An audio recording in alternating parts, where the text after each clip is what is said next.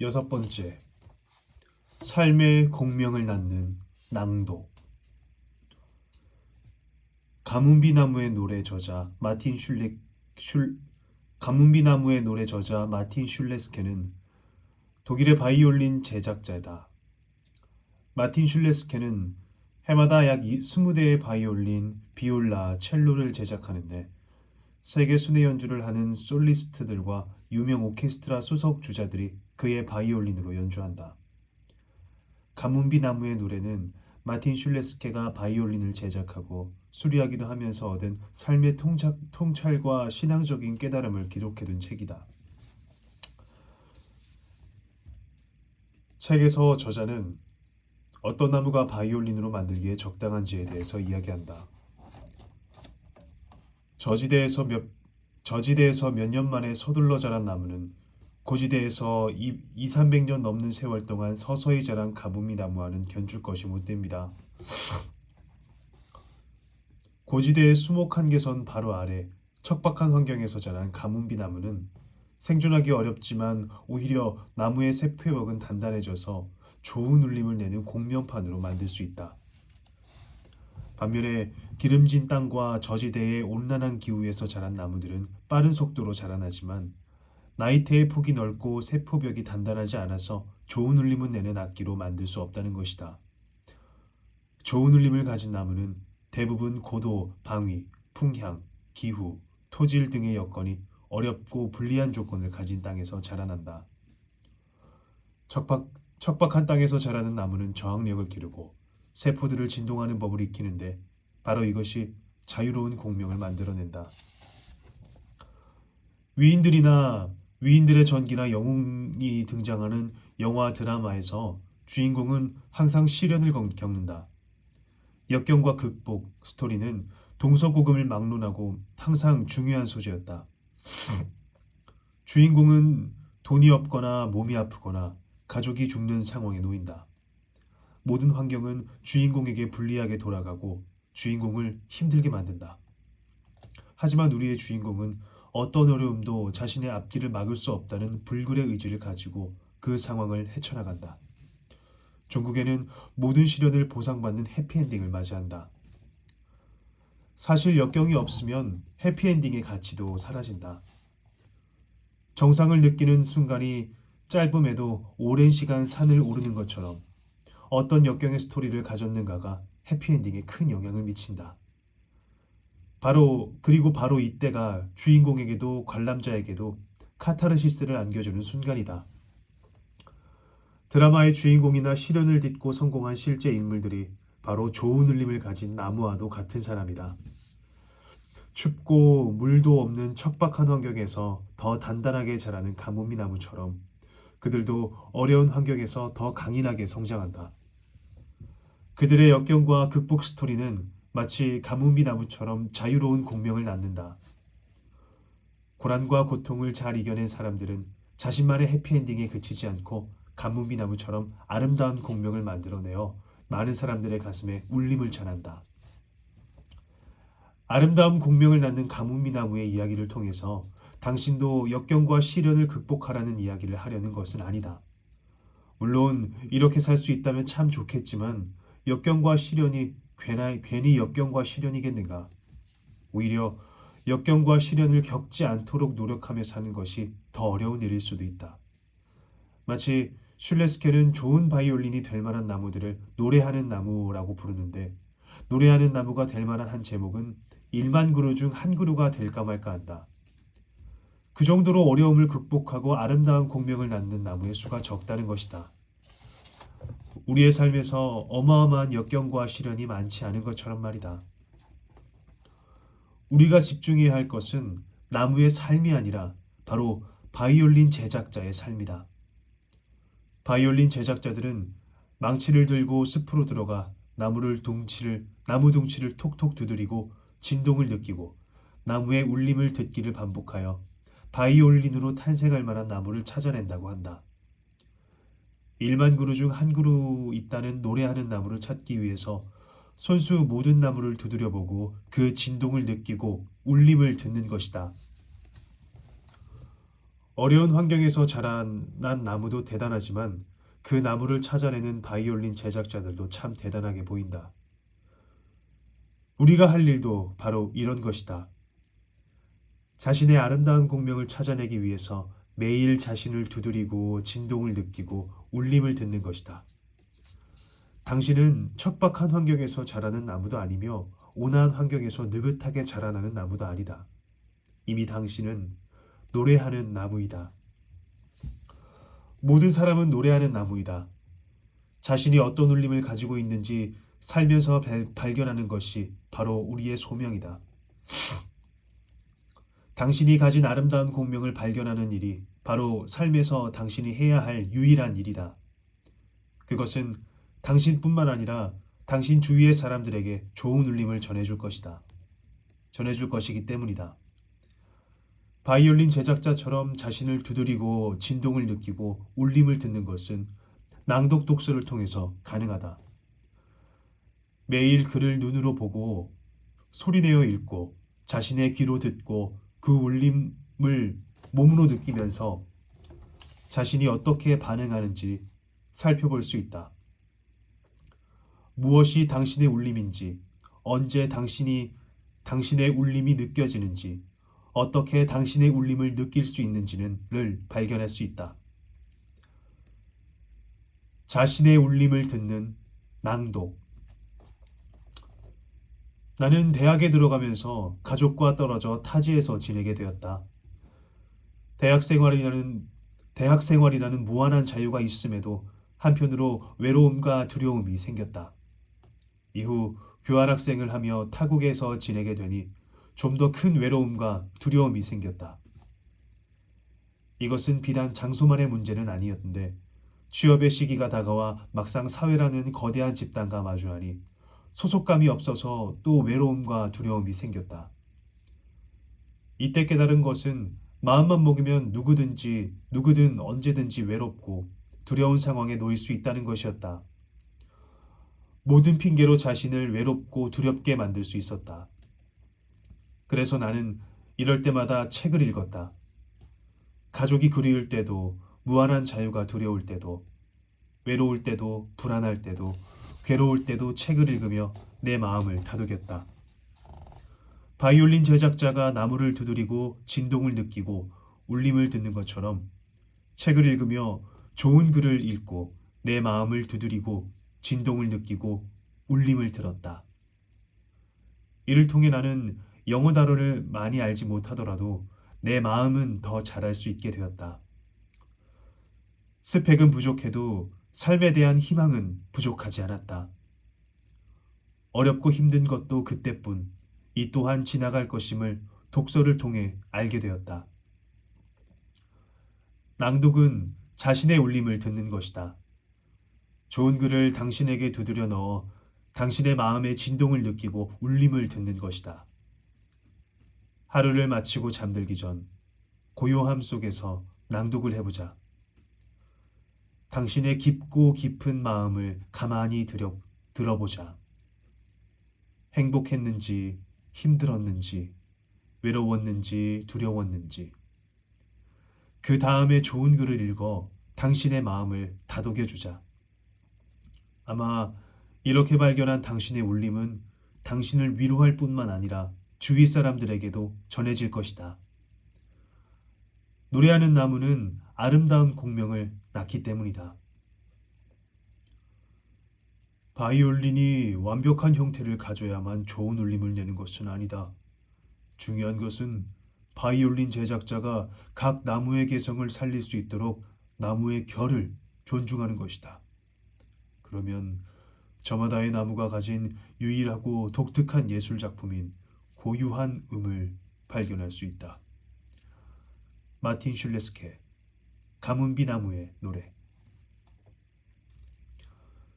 마틴 슐레스케는 마지막으로 좋은 나무가 아니라도 완벽한 형태의 바이올린이 아니라도 모든 나무는 개성만 잘 살린다면 독특한 예술 작품이 될 수 있다고 말한다. 같은 나무로 만들었다 하더라도 악기로 만들어진 바이올린은 각자 다른 소리를 낸다. 또 모든 악기는 저마다 개성적인 울림을 낸다. 따라서 나뭇결을 존중하면 하면 특이한 생장에 이상한 물결을 가지고 있는 나무라도 좋은 울림을 가질 수 있는 것이다. 당신이 척박한 환경에서 자라났든 온화한 환경에서 자라났든 잘 자란 나무든 이상한 나무든 이미 당신은 노래하는 나무이다. 당신이 어떤 결을 가지고 있는지만 알면 모든 나무가 고유한 음을 만들어내듯 당신도 당신만의 독특한 음을 발견할 수 있다. 당신의 결을 알아보는 방법은 바로 낭독하는 것이다. 매일 꾸준하게 노래하는 나무를 찾는 바이올린 제작자들의 마음을 담아 당신의 결을 찾아보라.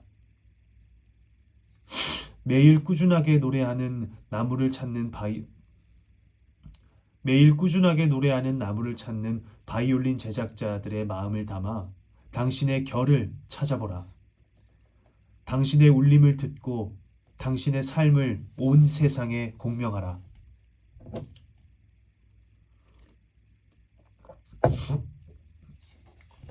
낭독 독서법 세 번째, 낭독의 비밀. 첫 번째, 낭독은 태교법. 연년전에서 이렇게 말했다. 옛날에 부인이 자식을 임신하면 잘 때 옆으로 눕지 아니하고 앉을 때 가에 앉지 아니하고 설 때 한쪽 발로 서지 아니하며 간사한 맛을 먹지 아니하고 벤 것이 바르지 않으면 먹지 아니하고 자리가 바르지 않으면 앉지 아니하며 눈으로 간사한 빛을 보지 아니하고 귀로 음란한 소리를 듣지 아니하며 밤이면 소경학사로 하여금 시를 외우게 하고 올바른 일을 말하였다. 이와 같이 하면 자식을 낳음에 형용이 단정하고 재주가 남보다 뛰어날 것이다. 박일봉 편저, 소학. 현재 참여하고 있는 인문학 독서 모임에서 소학을 읽다가 태교하는 방법에 대한 부분을 읽을 때 의견이 분분했다. 과연 임산부가 잘 때 옆으로 누워야 할까, 바로 누워야 할까? 과학적으로 어떤 자세가 임산부에게 좋은 것일까? 임산부는 어떤 자세로 자는 것이 더 편안할까? 과연 임산부의 생각을 듣고 쓴 것일까? 간사한 맛은 무슨 맛일까? 등등 각자 자신의 경험과 들은 얘기를 동원하여 이야기를 나눠보았다. 결론은 열여전은 인용한 것이지만 소학의 남존여비의 사상이 드러난다는 것이었다. 유교를 국시로 하던 조선시대 소학은 양반집에서도 남자아이들을 가르치는 교재였기 때문이다. 그렇지만 조선시대 또한 태교의 중요성을 강조한다는 것을 알 수 있다. 임산부의 행동과 먹는 것, 보는 것, 심지어 듣는 것까지도 올바르게 하기를 요구한다. 엄마의 모든 것이 태아에게 전해지리라 믿기 때문일 것이다. 요즘은 태교 음악, 태교 동화를 넘어서 태교 여행까지 떠나는 시대이다. 엄마의 몸과 마음, 모든 것에 영향을 받을 아기를 위해서 최대한 좋은 것을 보고 듣고 느끼려고 한다. 스승이 10년 가르치는 것보다 엄마 뱃속에서 보내는 10달이 중요하다는 말도 있으니 오죽하겠는가. 이런저런 태교법이 유행하더라도 그 중에 단연 으뜸인 것은 낭독이다. 어느 시대건 어느 나라건 임산부가 잘 먹는 것 다음으로 빼놓지 않는 것이 바로 뱃속 아이에게 이야기를 들려주는 것이다. 자궁 내 태아가 최초로 얻게 되는 감각적 경험은 소리와 진동이다. 태아는 거의 무중력 상태에서 양수 속에 떠 있다. 태아의 코와 입은 양수로 가득 차 있으며 냄새와 맛은 느낄 수 없다. 눈은 닫혀 있고 어둠 속에 있다. 따라서 시각은 작용하지 않는다. 귀 속에도 양수로 차 있으며 고막을 압박한다. 그렇지만 이 시기에 우리가 경험하는 소리의 심포니는 우리의 마음에 깊이 각인될 것이고 그것은 우리의 전 생애에 걸쳐 영향을 미칠 것이다. 태아는 자궁 속에서 느끼고 지각하고 기억하고 경험을 통합한다. 이때 태아의 의식의 중추를 이루는 것은 귀다. 왜냐하면 뇌의 신경체계는 귀가 들은 소리를 기억하고 기록하고 기억하기 위해 활동함으로써 발달하기 시작하기 때문이다. 이는 태아에게 귀가 얼마나 중요한가를 듣는 것이 태아의 발달에 얼마나 큰 영향을 미치는가를 짐작하게 한다. 서정록, 잃어버린 지혜, 듣기. 귀의 아인슈타인이라고 불리는 알프레 토마티가 태아도 소리를 듣는다는 사실을 밝혀냄으로써 서구 사회에서는 태교에 관심을 갖기 시작했다. 그는 각 발달 단계에서 태아가 내는 소리의 주파수 내용을 분석한 결과 아이들의 언어 발달이 뱃속에서 어머니의 목소리를 듣는 방식으로부터 시작한다는 것을 알아냈다. 낭독혁명의 저자는 태아는 6개월부터 들을 수 있다고 말하면서 아이들을 듣기 천재라고 표현한다. 신생아들은 엄마가 태교를 할 때 자주 들려주던 책의 구절을 들려주면 젖을 빠는 빨리 빠는 경향이 있다고 한다. 신생아들이 엄마의 음성과 더불어 엄마가 읽었던 책의 구절까지 기억한다는 것이다. 그 이유는 우리 몸의 다른 어떤 부분보다도 귀가 빠른 속도로 성장하기 때문이다. 태아는 수정된 지 며칠 내에 초보적인 귀를 발달시키기 시작하여 달팽이관은 불과 135일 만에 다 자란다고 한다. 태어나기 전부터 귀가 먼저 발달했으니 보거나 말하는 것보다 듣는 것이 더 익숙할 수밖에 없을 것이다. 뱃속의 아이들에게 들리는 소리가 중요하다는 점은 다른 사례에서도 드러난다. 일본의 나리타 공항 근처에 사는 산모들과 그곳에서 임신을 한 후에 다른 곳에 이주해서 살고 있는 산모들이 낳은 아이들의 몸무게를 비교해 보았다. 그랬더니 나리타 공항 근처에서 계속 살고 있던 산모들이 낳은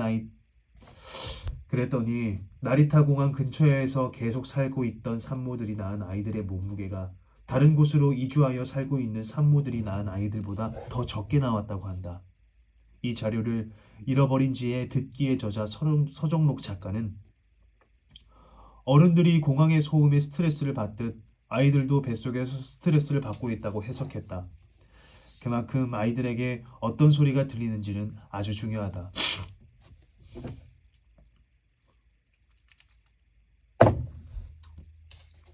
그럼 소음이 가득한 곳에서 살아가는 산모들은 제대로 태교를 할 수가 없는 것일까? 아니다. 외부의 소리는 어머니의 배를 통하여 양수를 지나 태아에게 전달되는 동안 줄어들지만 어머니의 목소리는 척추를 지나 골반에 전해지는 동안 오히려 증폭된다. 첼로의 공명통과 같은 역할을 하는 골반이 척추를 통해서 정해진 소리를 증폭시키기 때문이다. 따라서 태아에게 전달되는 소리 중에 가장 중요한 역할을 하는 것은 어머니의 목소리일 수밖에 없다. 알프레 토마티는 어머니의 목소리를 소리의 탯줄에 비유한다. 어머니의 목소리야말로 아이의 발육과 뇌의 충전의 가장 중요한 요소이기 때문이다. 서정록, 잃어버린 지혜, 듣기. 어떤 소리보다도 뱃속의 아이에게 가장 큰 영향을 미치는 소리는 바로 엄마의 목소리다. 외부의 소리들은 양수를 통해 줄어들지만 엄마의 목소리는 몸의 구조상 더욱 증폭되어 들리기 때문이다. 태아가 탯줄로 엄마에게 양분을 얻듯이 엄마의 목소리를 통하여 소리의 양분을 얻는다. 따라서 어머니는 조용히 있기보다 어떤 이야기든 들려주는 것이 좋다. 사람이 새로운 경험에 흥분하고 즐거워하듯 태아 또한 어머니를 통해서 바깥 세상의 새로운 소리에 늘 관심을 갖고 귀를 기울이고 있기 때문이다. 사람뿐만 아니라 동물에게도 이런 점이 나타난다. 영국의 생물학자 네구스가 새의 한 종류인 어치의 알을 개똥집박이의 일종인 울새의 둥지에 넣어보았다. 그리고 나서 울새의 둥지에서 알을 깬 어치를 관찰했더니 어치가 울새처럼 우는 것이었다. 이것은 새는 그를 품어 부화시키는 어미의 새의 울음을 따라온다는 것을 의미했는데, 그렇다면 직접 알을 품지 않기로 유명한 새인 뻐꾸기는 과연 어땠을까? 이상하게도 뻐꾸기는 뱁새의 둥지에 알을 낳고 떠나지만 뻐꾸기 알에서 태어난 새끼는 뱃셉처럼 울지 않고 여전히 뻐꾸기처럼 울었다. 관찰 결과 어미 뻐꾸기가 뱁새의 둥지에 알을 낳은 후에 매일 같은 시간에 뱁새 둥지 근처에 와서 뻐꾹 하고 울어주는 것을 발견했다. 뻐꾸기 또한 사람처럼 음성을 들려주는 태교를 하고 있었던 것이다.